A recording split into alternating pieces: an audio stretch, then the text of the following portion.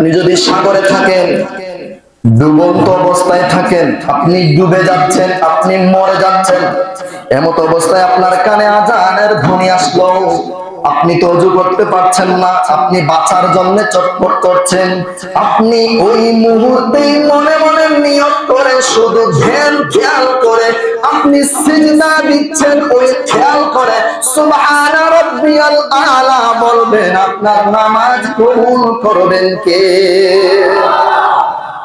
নামাজ ছাড়াই যাবে না, নামাজ ছাড়ার কোনো বিধান নেই, কোন জায়গায় আল্লাহ কোন ভাবে বলেন নাই যে নামাজ তোমাদের জন্য মাফ, এটা আল্লাহ কখনোই বলে না। শুধু মুসাফিরদের জন্য নামাজ কসর করা হয়েছে, অর্ধেক দেওয়া হয়েছে। 4 রাকাতের যাকাত, 4 রাকাতের জায়গায় কয় রাকাত? 2 রাকাত নামাজ আদায় করবে।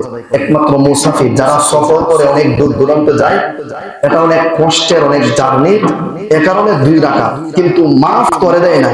নামাজ কারোর জন্য মাফ নেই। অথচ আমরা দুনিয়ার জমিনে একদম সুস্থ মানুষ, সবল মানুষ, এরপরেও কেন আমরা নামাজ পড়তে পারি না? এরপরে আমরা কেন নামাজে আসি না?